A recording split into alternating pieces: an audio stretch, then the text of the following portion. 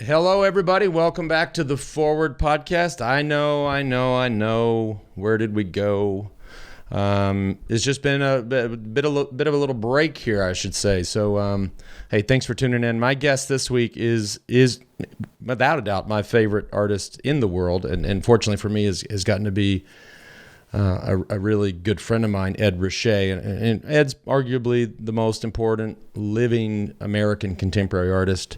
Hugely collectible, and just a groovy old dude with some great old stories. And he's out based in Venice now, but grew up really in these parts, not that far from Texas here, our home. So, but before I get to Ed, I got to tell you something, and I mean this I'm really pissed about. I rode my mountain bike down here to do the show. And I rode it on Town Lake, like the loop here in Austin where everybody runs and walks their dog and maybe rides a little bit.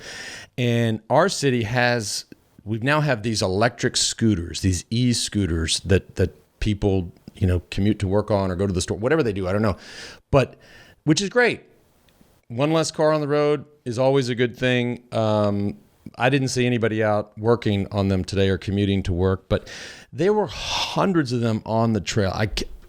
What in the fuck is going on, and how is this possible? And they're just out kind of joyriding, like ripping around. It's crazy. I'm anti, is what I'm saying. I'm anti. And I know that's not a popular opinion, but I think it's great if somebody, like I said, is we're taking a car off the road, but I don't know why they're down on the hike and bike trail. Anyways, so on to Ed. If you guys don't know his work, I mean, you will, with a simple Google of his name, you'll immediately recognize his pieces. They're in some of the most famous collections in the world, and in literally every major museum around the world, and just a fun old dude, and I'm really fortunate that I've gotten to be such great friends with him. So enjoy Ed Ruscha, and we'll talk to you soon.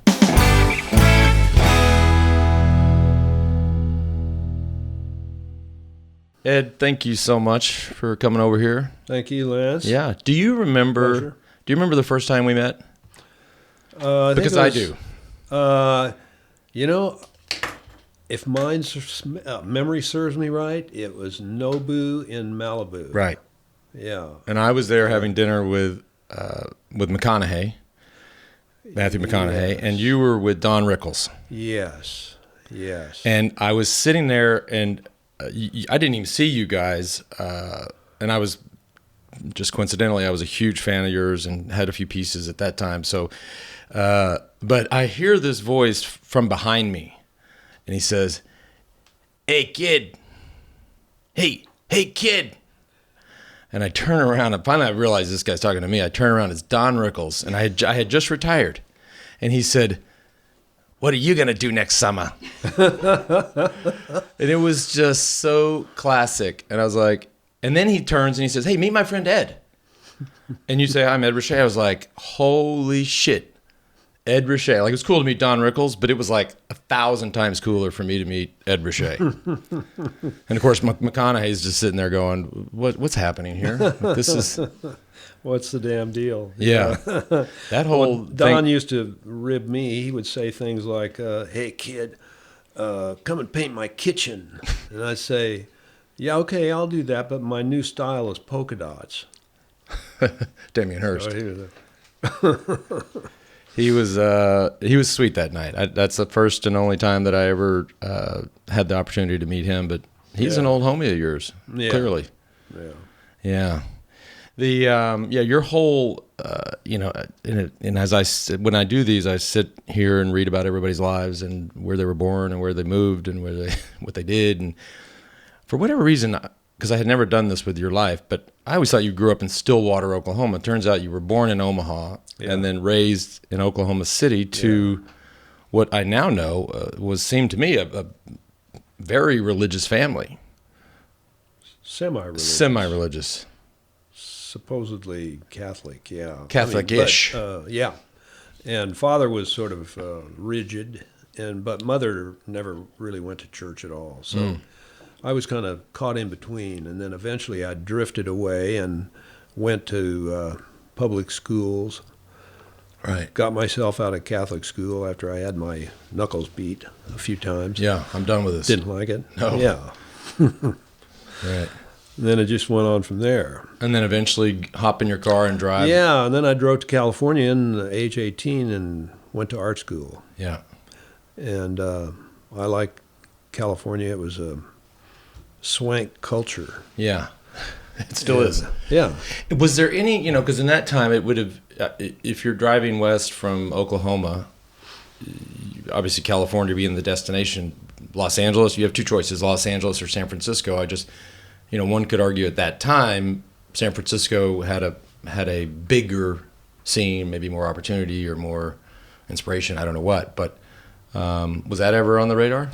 Yeah, I knew San Francisco from traveling there as a kid, and it had more of a romance to it. It was a more beautiful city. L.A. was a little dustier, but it had, a good feel to it, palm trees and all that. But San Francisco had it too. But San Francisco was, I just never settled there, but I love it. If somebody asked me, what do you think the most beautiful city in the world is, right, I would say San Francisco. Right. I said the same thing. That's amazing. I think San Francisco is the best city in America. I agree with you. And I think New York City is the best city in the world. Yeah. Does that make any sense? It does. It makes complete sense. So there you go. And so then you make it to Los Angeles and you get through art school, which at the time was not. Now it's called California Institute of the Arts, CalArts. Yeah, very famous art school. It wasn't, of course, called CalArts at the time. No. But you make it out of there in what, the late 50s, early 60s? Yeah, early 60s, and it was a school called Chenard. And it was backed by Walt Disney, who was a friend of Nellie Chenard, who was the founder of the school. She founded the school in 1919, and she was in her 90s when she would show up to school every day. And Walt, would put money into the school, and eventually they had an animation department, and so students that went to school there would sometimes end up working for Walt Disney.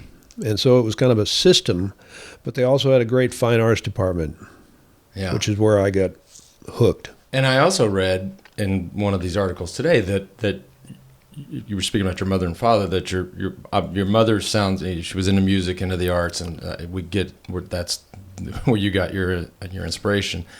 But your dad was sort of like, why would you go to art school? Oh, yeah, he was, he didn't... You got to do something be meaningful. Practical, that's it. Yeah, and then he read his favorite magazine was Saturday Evening Post, and he read an article about the school, and it said that Walt Disney supported the school. Right. And from then on else, he thought, this is great. Yeah, if it's good enough glad for Walt. my son goes to school there. Yeah. Huh. And I just love these, reading these old stories. This was, I guess, at some point after your dad had passed, you and your brother and your mom. This is an amazing story, and I would just love to have had video of this trip. You fly to Europe, and your mother buys like a Citroen, some crappy Citroen, and you guys proceeded to drive all over the continent. Oh, yeah. I mean, all Yugoslavia, et cetera, just... Did, yeah. That must have been... I mean, this is what kids... Like, we always talk about, Ann and I, like, just saying, okay, we're going to spend a year abroad. We're not going to do it because we don't have the guts to do that. Yeah. But for kids, that must have been such an experience. Oh, yeah, it was great. And just going to all those countries and spent about 6-7 months there.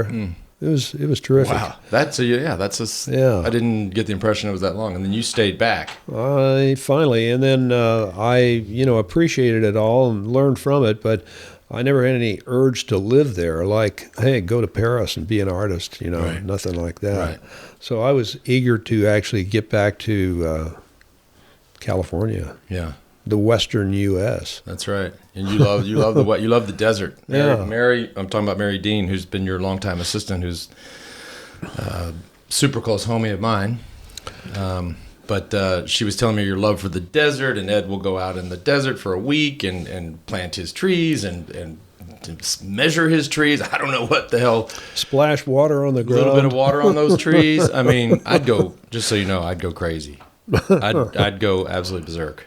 I'd come back a terrible person. I don't know how you do it. You need the urban activity or what? Well, I would just I think I'd get a little lonely out there, even with all the... Never get lonely. I never do. Never get lonely. And don't get bored either.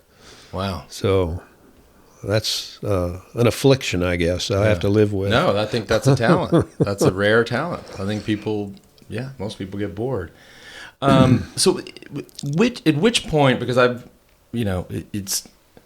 If you look at your career, and which really, began right then in the 60s, and gosh, it's been 50 years of making great art. And but of course, and then you read auction results, and the one piece sells for $30 million. I mean, but when you're in the 60s making art, you're never thinking that you are going to end up and so, but there had to be one point where there was a break, whether it's you got into a certain gallery, or an important collector bought a piece, or at some point in your head you're like, okay, I think I can make a job out of this. Yeah. Well, coming out of school and then finally deciding this is what I want to do, I had some friends who were shared the same idea. So I was fortunate to have a few buddies around me that made art and had the same problems I did, which was just to make art until you spit blood, or have a good time at it, and nothing was promised. They didn't promise you a vocational future, and there was not much hope for anything, except every so often you might get a chance to show your work in a gallery or something, and then damned if somebody doesn't buy something from you. Right. And that floored me, just the idea that there would be somebody out there called a quote art collector. Right. There weren't too many of them around. Yeah.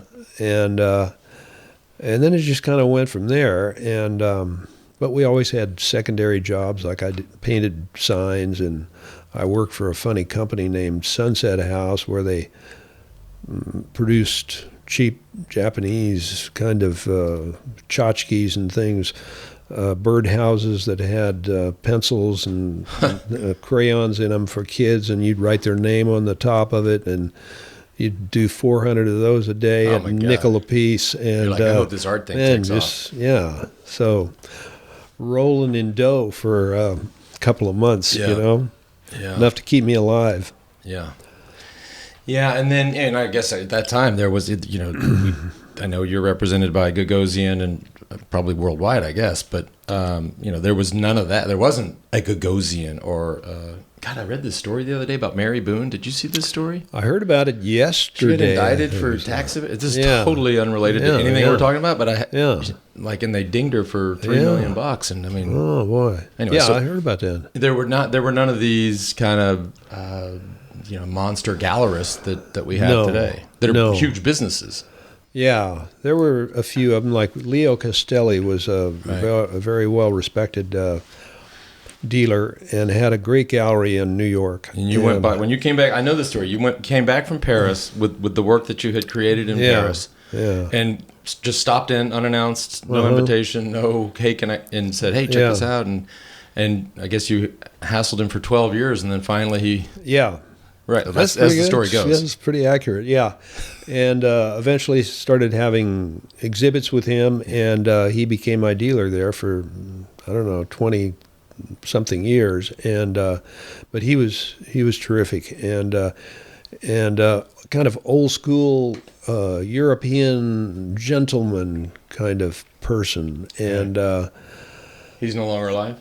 He's no longer alive. I think he died in like 97 or something, in 98. And but he was, you don't find too many people like him today that are art dealers. More art dealers today are more aggressive and a little maybe more publicity-minded. And, it's a different kind of setup. No, different world. I completely agree. Look, I love the game. I love the space, but if you go to just one trip to Art Basel and you're like, oh, what is this all about? Wore me out. Yeah, that'll wear your ass right out. I mean, you'll be I'm cool to just. I'm like, I'll just buy art online. I'm good. I don't have to deal with humans. I mean, it's a trippy scene. I mean, I love immediately. I loved the first piece I bought of yours was Safe and Effective Medication, and I bought that in probably 14 years ago. And for you'll probably understand this. Most of the listeners will also understand. At that point in my life, it meant something. But I loved not just what it said, Safe and Effective Medication, which had kind of a sinister twinge to it. And very few people figured that out. But as you go down the list, I mean, so my question is, how do you come up with these things? And I'm just going to read a few examples for the listener, and then we'll show the images later. But, honey, I twisted through more damn traffic to get here. And that's all it says. He enjoys the company of women, a particular kind of heaven. Pay nothing until April. Wait, we weren't supposed to talk about taxes. God knows where. Sponge puddle. Smash. Evil. Artist who makes, air quotes, pieces. So, I mean, are you just like driving down the road going, oh, that sounds funny? Or that means something? Or how are you coming up with these things? Well, I think each one of those little units are thoughts in themselves, and sometimes they come in weird moments of the day, and sometimes they get patched together by thinking this and that, and then I put those two things together. Sometimes I actually hear it.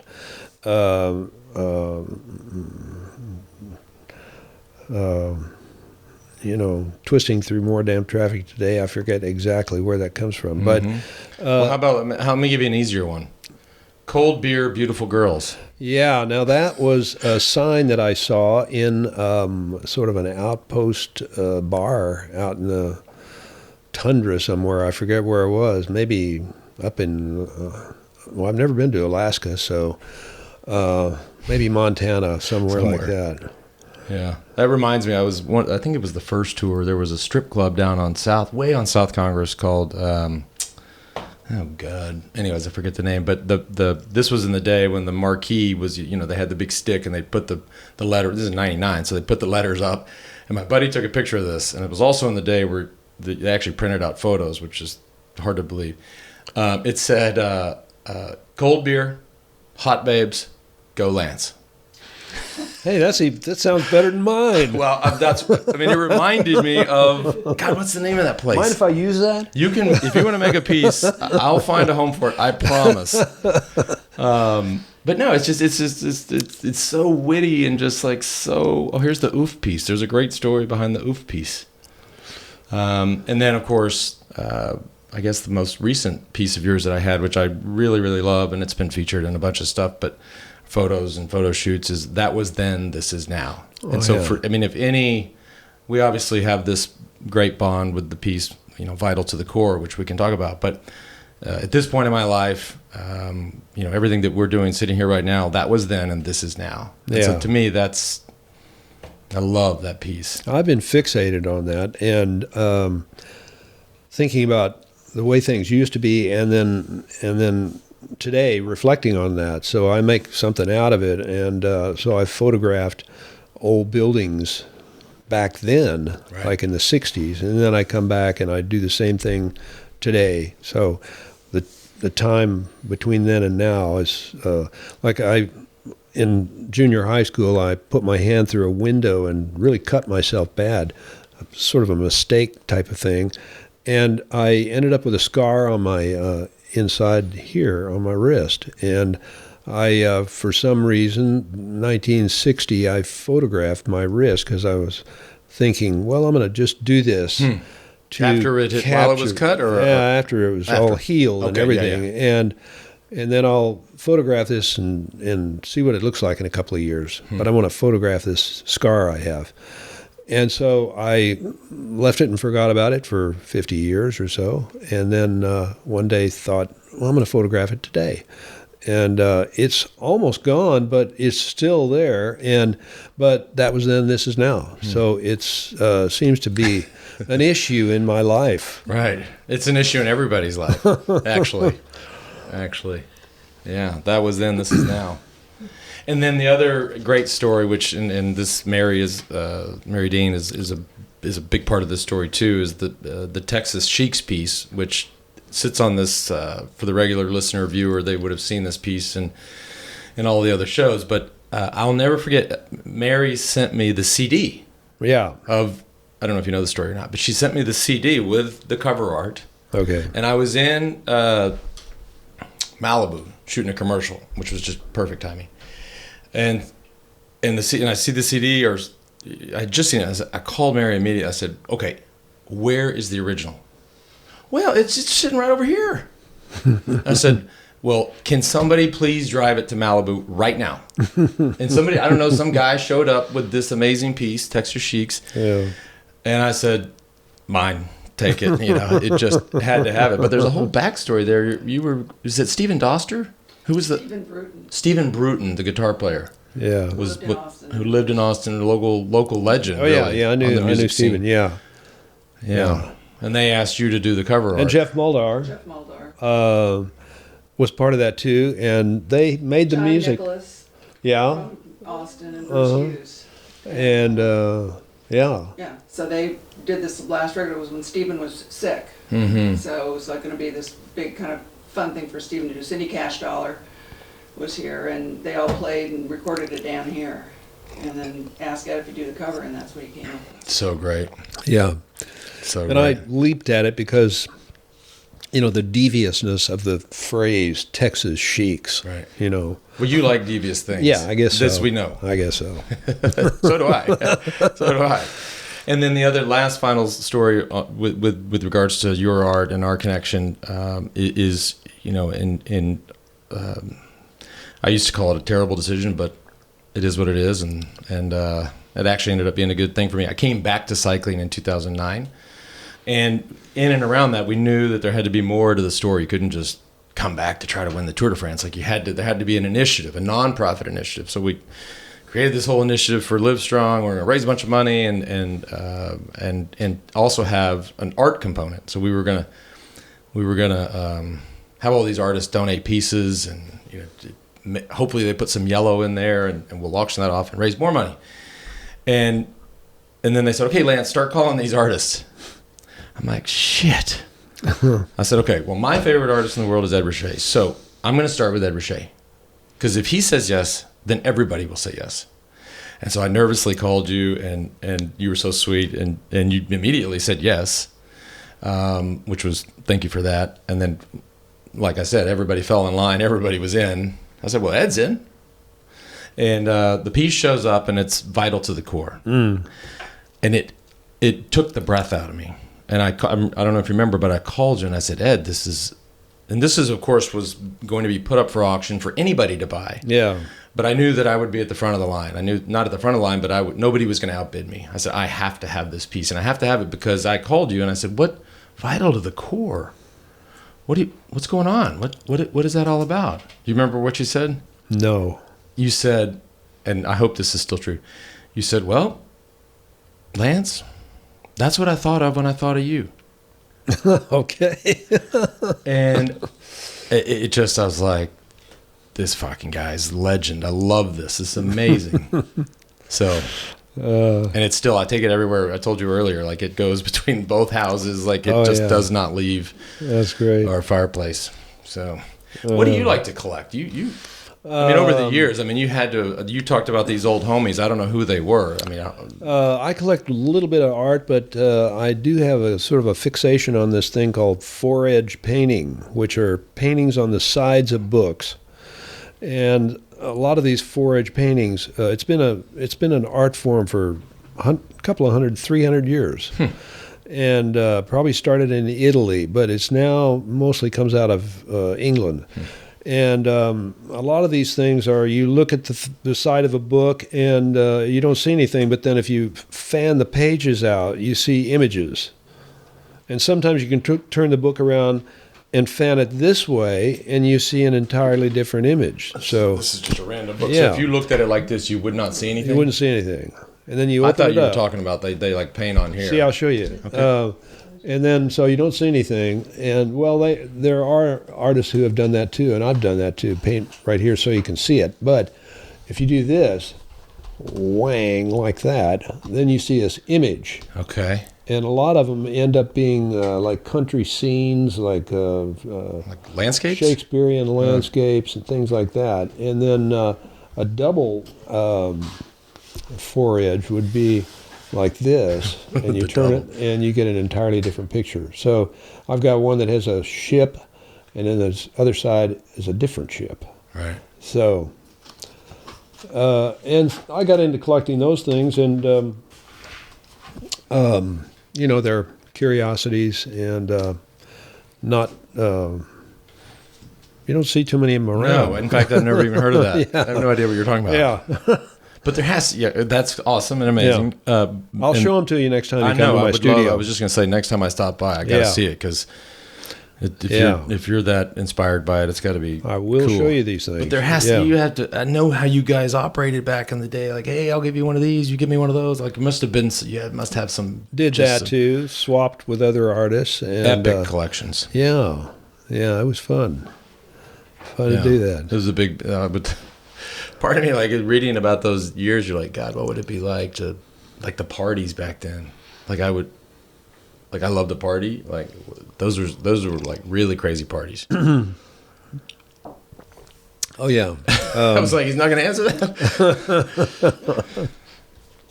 Yeah, there seemed to always be parties, and they were flavored with all kinds of characters, and you know, they were never the same, and the new people would come in, and it seemed to be like there was a wave of these parties that would go on for 2 or 3 years, and then it'd be quiet down. I don't know why. It's probably true in any place you go. Right. Cyclical. I guess so. Yeah. And, you know, I meant to ask you this when you walked in, but we'll just ask you right here. How's the knees? The knees, and by the way... Is it one knee or both knees? Both. Both. I've got a neurological thing, and by the way, thank you, Lance, for referring me to Dr. Modabber. Yeah, Ramin. Yes. And he's a world-renowned neurologist, I guess. Or a surgeon or something. Yeah. Surgeon, yeah. And seems to be man of the world and very cheerful. And he turned me on to another doctor, Kevin Ehrlich. Yep. And so I've got bone on one knee, and you probably have had knee troubles before, have you? Not a lot. I've had it drained a couple times, Luckily. but not what you're talking about. Yeah. Then Fortunately. I buckle in one of my knees that that buckles with every step, and that's something I have to deal with. But I'll probably have an operation.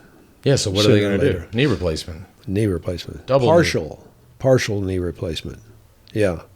It's only one side of my knee that seems to be the problem. Huh. So I'm going to take their word at that. Yeah. Well, I mean, and the crazy thing about these knee or partial knee replacement is that they get you walking like the next day or that day or something. Yeah. Like, it's ridiculously soon. Yeah, they force you to walk even if it's painful. But yeah, so I'll go through that. And I've had an ACL on one knee 20 years ago, and that was miserable. Yeah. But we go on. Yeah. I'll tell you a quick funny story about Dr. Modabber. So he was the race doctor at Tour California forever. I think he still is. And this comeback year, I'm in the team bus, and so this is in 2009. And I don't know this guy, but all the other guys know him, really like him. And as we now know, he's just a gem. And so I walk out of the back of the bus, head to the front, and there's this guy in our kitchen, and you can imagine in cycling, he's like rifling through the cabinets of the RV.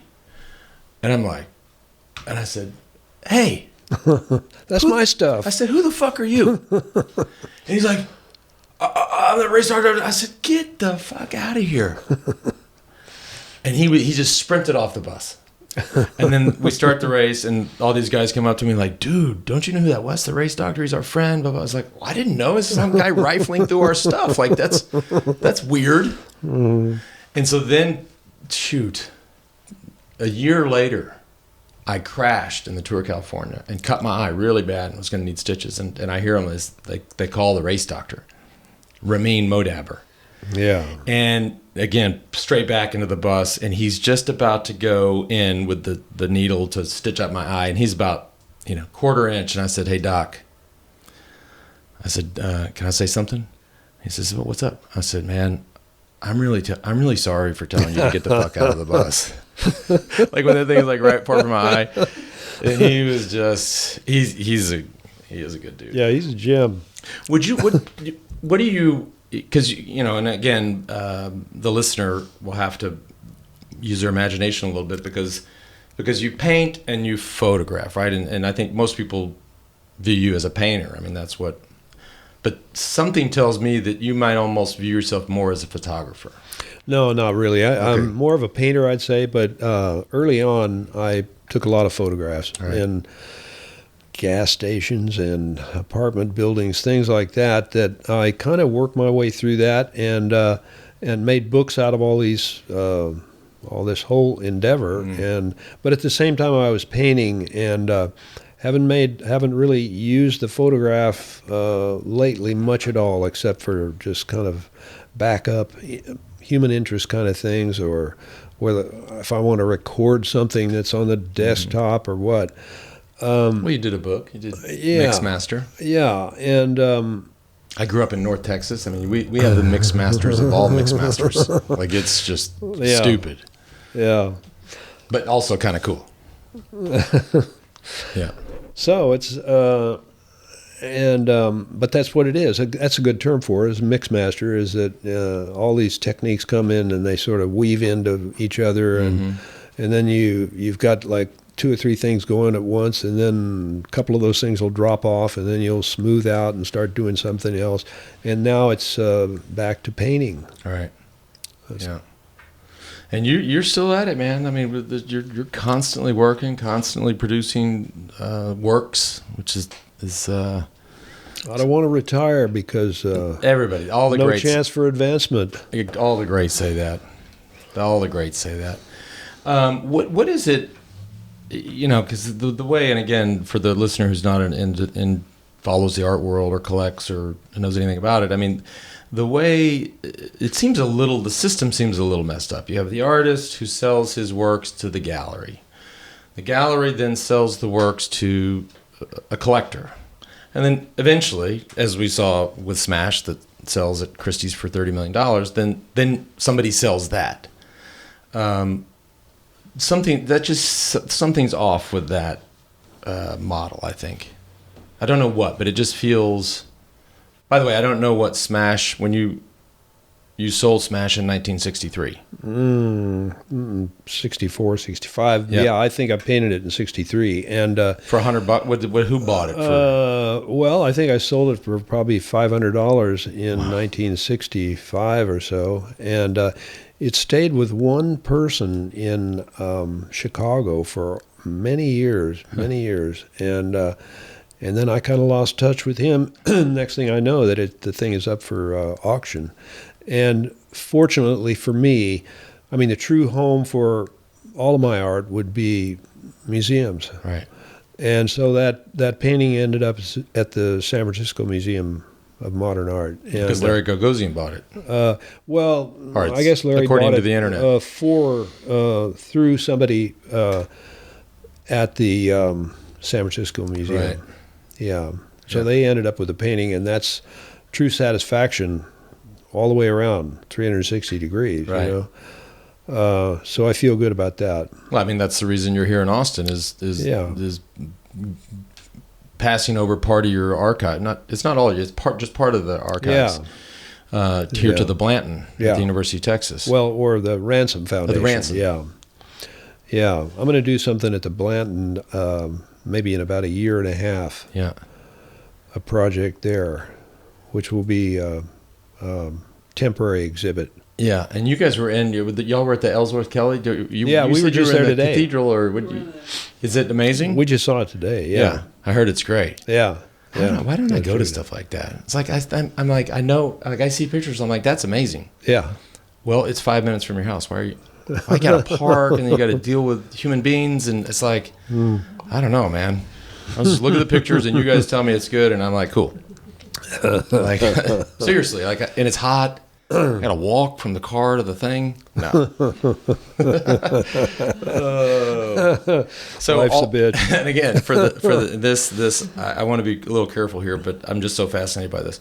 And so for the listener, you'll have to just roll with me here. So in the room, as we said, is Mary Dean, Ed's longtime assistant, and Dana, his wife. But as you go and look, and I knew this, but as I didn't really understand. So you guys were married from 67 to 72, and then split up, and then remarried in 1987. Yeah, it doesn't make sense, does it? That's like you and Jimmy Buffett are the only two people I know that have ever done that. Okay. Jimmy's current wife is Janie. Yes. Right. Well, I mean, you should have just hung in there, Ed. Should have hung in there, or done something. But I guess it was just a taste of going back to Las Vegas to the Clark County Courthouse. Because you went back to the same. Yeah, I went back to the same both thing. times, married in the same. Isn't that right? That is right. Yeah. And so the repeat performance, and I don't know how that happens, but life takes twists and turns. It's been 31 years. Yeah. Yeah, marriage number 2. Yeah, right. Yeah, so that's true. Well, All Vegas. right. I can't even add that. Now you couldn't get me near Vegas. I'm not charmed by that place like I used to be. I used to like it. Yeah, but because you like the desert, and it's the desert. Yeah, but it's a tall glass, man. It is. Yeah. I'm not down either. Like I got one night in me. I have to go in a month for this trade show, and it's one night, 2 nights, and you're just miserable. Yeah. I pity you. Well. I owe, so off to work I go. But no, seriously though. So Dana, and this is you're seeing over there, but still, you can answer the question. Like you, and I read, and Mary told me this, but then I started reading about it. You're like a dog rescuer, and there's like a grand total of how many dogs you have rescued, and it's a massive number. Yeah, over 1,000. That's just well, but out of 1,000, she's managed to have at the most at one time 9 dogs living with us. That means on top of the bed and can 9 dogs get along? You got to have that chemistry, and if there's an imbalance, sometimes it can throw the other 8 out of whack. Right, then you unrescue that one. That's been done. Yes, she knows how to do it. Otherwise, you go crazy. Yeah. Rehome them. Rehome Regift. It's like that bad bottle of wine somebody brings over, like screw top. You're like, I love this shit. Yeah. And then like next week, you're like, hey, I brought you something. Like, just on the carousel, just going around. Get it out of here. Music. You love music. You're a big fan of music. But you don't play music. Or maybe you do. No, I don't play music. But you love music. I can blow a bugle. Well, I can do bugle calls. Taps. That's about it. Yeah, I can do taps. We're not supposed to talk about death. Oh, no taps. Or taxes. Oh, taxes. Yeah, or anything close to that. Right. Yeah. Well, shit, yeah. Okay. So, yeah. But anyways, you I don't know. I listen to music. I like. Let me ask you this. When you drove from Oklahoma to Los Angeles in the late 50s, I guess. Yeah. What did you listen to? Whatever radio was on the radio, because there's no such thing as cassette tapes, right? And no CDs, nothing like that. So in 1956, all you had was what was on the radio, right? And a lot no of FM radio. No FM radio. Just everything AM. was AM. Wow. I got to L.A. and FM was on. Yeah, so I got a taste of concert music and classical music. And went through some of that, and I always liked rhythm and blues, and race music, they called it. Annie Had a Baby, that kind of music. And I still listen to that, and I like country music. I'm not so much, I don't listen too much to